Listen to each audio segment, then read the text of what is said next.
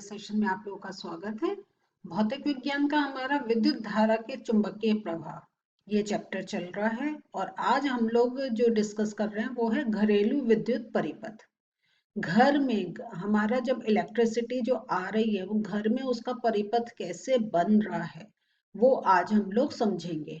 तो अब तक का जो हम लोगों ने समझा है उसमें हमने ये समझ लिया है कि कैसे एक मैग्नेटिक इफेक्ट और इलेक्ट्रिक करंट ये जो हैं ये आपस में इंटरकनेक्टेड है। अगर मैग्नेट मूव हो रहा है तो इलेक्ट्रिसिटी कंडक्ट हो रही है और अगर इलेक्ट्रिसिटी कहीं से अगर करंट जा रहा है तो वो अपने चारों तरफ एक मैग्नेटिक फील्ड डेवलप कर रहा है। तो ये हम लोगों ने समझ लिया है और इस चैप्टर में हमने फ्लेमिंग्स का लेफ्ट हैंड रूल और राइट हैंड रूल दोनों समझ लिए हैं और उससे हम पता लगा सकते हैं कि फोर्स किस डायरेक्शन में लगेगा या करंट किस डायरेक्शन में चलेगा। और ये हम लोगों ने विद्युत मोटर विद्युत जनरेटर जो सीखे उसमें हमें पता चला कि कैसे उसमें विद्युत मोटर में लेफ्ट हैंड रूल से हम पता लगा सकते हैं कि मैग्नेटिक फील्ड और जो इलेक्ट्रिक करंट है वो जब एक परपेंडिकुलर फॉर्म में है तब एक डायरेक्शन में फोर्स लगता है और उस फोर्स की वजह से जो भी कॉइल होता है वो टर्न होता है और उसके टर्न होने से हमारे जो कार्य होते हैं जैसे मोटर है तो वो चलनी स्टार्ट होती है। और विद्युत जनरेटर में हमने ये देखा कि जब हमारा जो फोर्स है और मैग्नेटिक फील्ड है वो जब परपेंडिकुलर है तो कैसे करंट का डायरेक्शन पता चल रहा है और करंट जनरेट हो रहा है। तो ये दो चीजें हैं। ये मैं इसलिए आपसे बोल रही हूँ कि इनका देखें तो एक तो रूल्स हमारे दो हम डिफरेंट फॉलो कर रहे हैं और उनका मैकेनिज्म भी अलग है। तो और यही छोटी छोटी चीजें अगर क्लियर हो तो हमें चीजें समझने में आसानी होती है। तो ये हम लोगों ने सीख लिया है। आज जो हम लोग बात कर रहे हैं वो है कि घर में कैसे हमारा पूरा एक इलेक्ट्रिक कनेक्शन का कैसा परिपथ होता है। तो हम जैसे परिपथ का इलेक्ट्रिसिटी उसमें जान चुके हैं कि सीरीज में भी होता है पैरेलल भी होता है।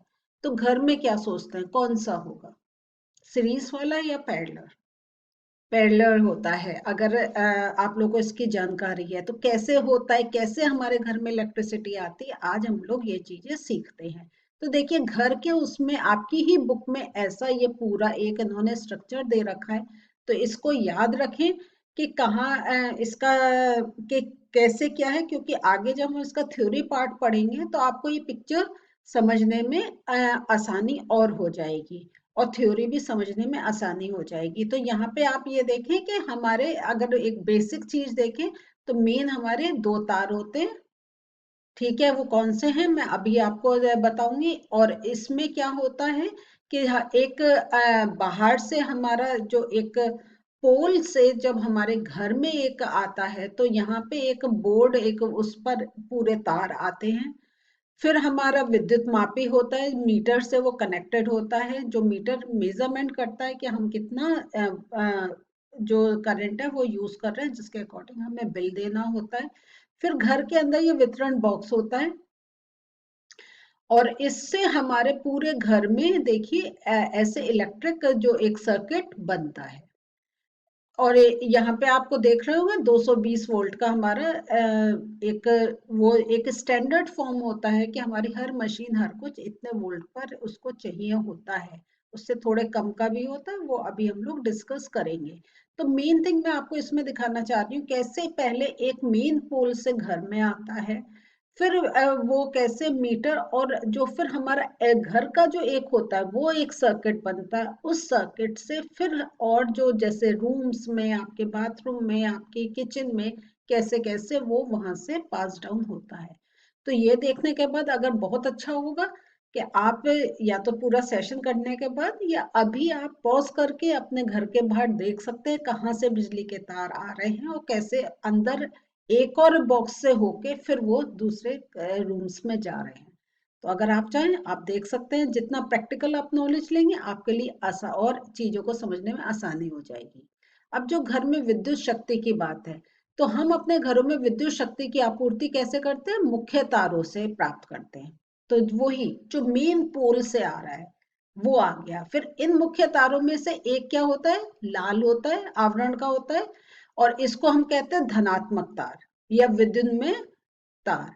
तो घर में आपने बिजली के तार देखे तो होंगे, तो आपको एकदम याद आ गया होगा कि रेड कलर का होता है, और एक दूसरा होता काले आवरण का, जो हमने देखा था पिक्चर में भी यही कलर दिखाए गए हैं। और इसको क्या कहते हैं? उदासीन तार या ऋणात्मक तार। और इन दोनों तारों के बीच जो होता है वो 220 वोल्ट का विभवांतर होता है, मीन्स इतना वोल्टेज वो अपने साथ कैरी करते हैं।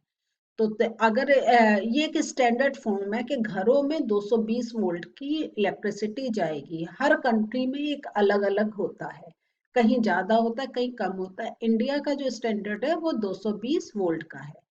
अब घर में मीटर बोर्ड होता है, यह भी हमने पिक्चर में देखा था, इसलिए मैंने आपसे कहा कि वो पिक्चर आप अपने दिमाग में रखें। और अगर आपको अभी कुछ लग रहा है मीटर कहाँ देखा था, तो आप ये काम कर सकते हैं, अपनी बुक भी साथ में खोल सकते हैं और उसमें वो पिक्चर सामने रखें। ठीक है?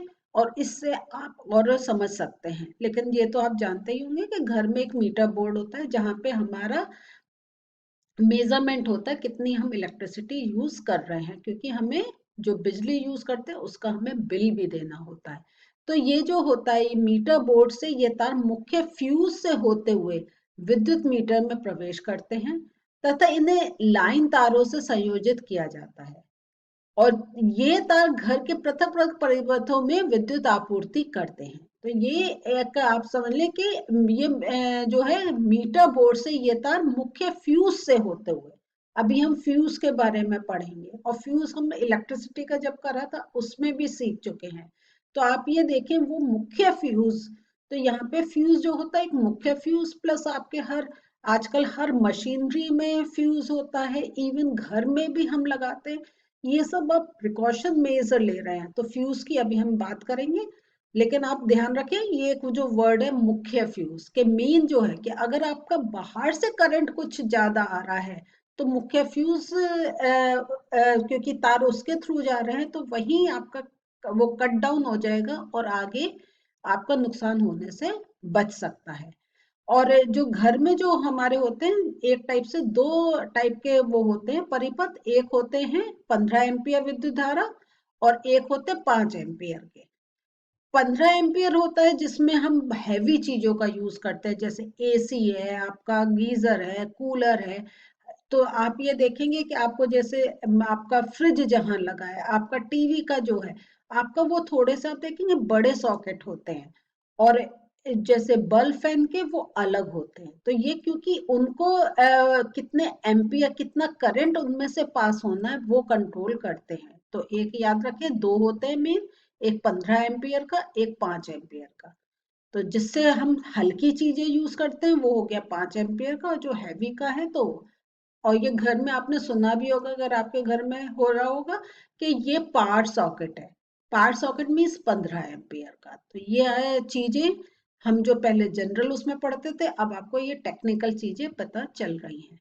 इसके साथ एक होता भू संपर्क तार, कि जो इसको हम अर्थिंग भी कहते हैं, अर्थ का तार। और ये कौन से रंग का होता है? ये हरे रंग का होता है। और ये इस पर विद्युत रोधी आवरण होता है। और ये कहाँ इसको क्या करते हैं, जो हमारा मेन जो तार आते हैं उसका हम पास के जो भूमि होती है उसके अंदर बहुत गहराई में स्थित उसकी एक धातु की प्लेट होती है, उससे हम उसका कनेक्शन करते हैं।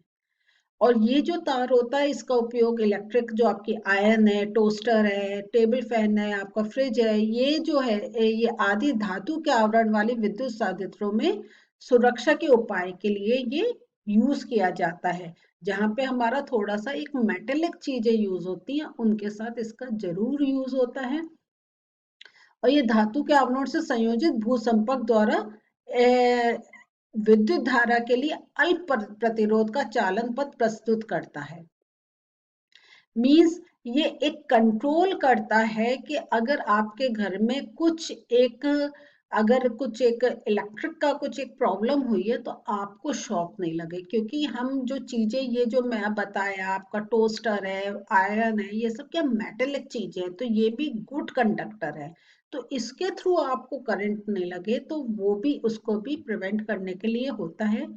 और ये एक अलग से मैंने इसलिए इसको पॉइंट को लिखा है क्योंकि ये इसका मेन पॉइंट है कि इससे ये सुनिश्चित होता है कि साधित के धात्विक आवरण में विद्युत धारा का कोई क्षरण होने पर उस साधित का विभव भूमि के विभव के बराबर हो जाता है और इस तरह से वो शून्य हो जाता है और जो व्यक्ति उसका इस्तेमाल कर रहा होता है उसको कोई नुकसान नहीं पहुंचता है। तो ये बहुत इंपॉर्टेंट लाइन है और ये एक बहुत इंपॉर्टेंट लाइन है और इसका क्वेश्चन भी पूछा जाता है। तो मेन है कि ये क्या होता है कि विद्युत धारा का कोई क्षरण होने पर वो साधित का विभव का विभव भूमि के विभव के बराबर हो जाता है। तो उसको एक क्या करते हैं, नेग्लिफाई कर देते हैं कि आपस में जब होता है तो वो एक कोई चीज अगर आपकी ऐसे आ रही है कि उसका उतना ही अगर हम नेगेटिव पार्ट दे दें तो वो चीज शून्य हो जाती है और उसका हमारे पर कोई भी इफेक्ट नहीं पड़ता है। तो ये चीज आप ध्यान में रखिएगा, ये बहुत इंपॉर्टेंट आपका एक क्वेश्चन भी है। अब हम आ गए हैं विद्युत फ्यूज पे। फ्यूज हम जानते हैं कि वो एक ऐसा वायर होता है, एक पर्टिकुलर एक एम्पियर का होता है और उससे ज्यादा अगर करंट आएगा तो वो कनेक्शन टूट जाता है और वो फर्दर नहीं जा पाता है और हमारे जो इलेक्ट्रॉनिक चीजें हैं उनको नुकसान होने से बचाता है। तो ये जो विद्युत परिपथ में लगा फ्यूज परिपथ तथा साधित के को अभितरण के कारण होने वाली क्षति से बचाता है। तो ये आपका एक स्टेटमेंट है जिसको आपको थोड़ा सा अगर आप ऐसे लिखेंगे तो आपके आंसर अच्छा माना जाएगा। अब क्या होता है ये जो जब विद्युत में तार तथा उदासीन तार दोनों सीधे संपर्क में आते हैं तो ये जब दोनों एक आते हैं तब क्या होता है, एक हाई वोल्टेज हो सकता है, अति भारण हो सकता है और जब ये वाली कंडीशन होती है तो हमारा क्या होता है, जो विद्युत धारा है वो बहुत एक हाई हो जाए, मतलब आपने देखा मैं 220 वोल्ट चाहिए लेकिन जब ऐसे कुछ जिसको कहते हैं शॉर्ट सर्किट, ये जब होता है जब दो तार आपस में मिलते हैं, हमने देखा ये दो अलग जा रहे हैं, रेड और ब्लैक अलग जा रहे हैं, लेकिन जब अगर वो आपस में मिल गए तो हाई वोल्टेज आ जाता है और इसे कहते हैं लघु पथन। तो जब किसी परिपथ में विद्युत धारा बहुत अधिक हो जाती है तो ये वाली एक क्रिया होती है जिसे लघु पथन कहते हैं। विद्युत जो फ्यूज है वो परिपथ का एक क्या है, ये एक प्रोटेक्टिव सिस्टम है और वो एक उतनी ही नियत जो मात्रा है करंट की उतना ही वो पास होने देता है, नहीं तो वो मेल्ट हो जाता है। वो जो एक आपका वायर है वो बीच में से ब्रेक हो जाता है और करंट पास नहीं हो पाता है। और ये देखिए ये पिक्चर में मैंने दिखाया ऐसे आपको घर में लगे मिलेंगे और यहाँ पे एक वायर होता है जो इसके अंदर पूरा एक सर्किट कंप्लीट करता है, लेकिन अगर ये वायर टूट जाएगा तो इसके थ्रू जो करंट इधर जा रही है वो नहीं जाएगी। तो ये भी चीज आप अपने घर में देख सकते हैं। और ये जो फ्यूज है ये एक ऐसा कंपोनेंट है जो किसी भी उपकरण या किसी भी सर्किट को हानि होने से बचाता है। तो जैसा मैंने पहले कहा कि हमारे सर्किट में भी है और हमारे जो मशीन्स है उनमें भी ये होता है। और ये अभी मैंने यही आपको ये चीजें बताई हैं कि ज्यादा करंट आने पर वो ये किसी अगर हम आपने ये वर्ड सुना होगा फॉल्ट हो गया, तो फॉल्ट भी यही है कि आपका सप्लाई बंद हो जा रही है, उसके थ्रू करंट नहीं जा पा रहा है। और ये जो फ्यूज होता है ये उपकरण में जाने वाले करंट के आधार पर भी लगाए जाते हैं। तो जैसा हमने देखा 15 एम्पियर 5 एम्पियर, तो उसके अकॉर्डिंग जिसमें ज्यादा करंट जाना है तो अगर हम कम का लगाएंगे तो वो तो बार बार ब्रेक होगा, तो हमें उतने ही उसका लगाना होता है। तो फ्यूज का भी हम ऐसे कितने करंट का कितना कैसे हो सकता है उसको भी हम कंट्रोल कर सकते हैं। तो आज हम लोगों ने क्या पढ़ा, आज हम लोगों ने देखा कि कैसे जो हमारे घर का एक पूरा सर्किट बनता है, कैसे तार आते हैं मीटर के थ्रू आते हैं, फ्यूज से हमारा जो एक कंट्रोल होता है वोल्टेज का वो हम करते हैं और इस प्रकार से हम जो इलेक्ट्रिसिटी है उसका पूरा उपयोग करते हैं बिना किसी अपने नुकसान के। और अगर कभी आपके घर में ऐसा कोई इंसिडेंस हो गया है या ऐसा, तो आप हमेशा चेक करें कि आपके घर में प्रॉपर फ्यूज हैं, वो ठीक से काम कर रहे हैं, क्योंकि ये एक चीज हमें नुकसान से बचाते हैं। और दूसरा, आपके घर के जो पूरा एक जो वायरिंग है वो अर्थिंग हुआ है या नहीं, क्योंकि आपने ये देखा अर्थिंग जब हमारा कैसे वो तार जब जमीन में जाता है तो कैसे विभवांतर जीरो हो जाता है और हमें किसी नुकसान से बचाता है। तो ये चीजें हम लोगों ने इस सेशन में पढ़ी। अगले सेशंस में हम लोग थोड़े प्रश्न और उत्तर डिस्कस करेंगे। मिलते हैं अगले सेशन में। बाय।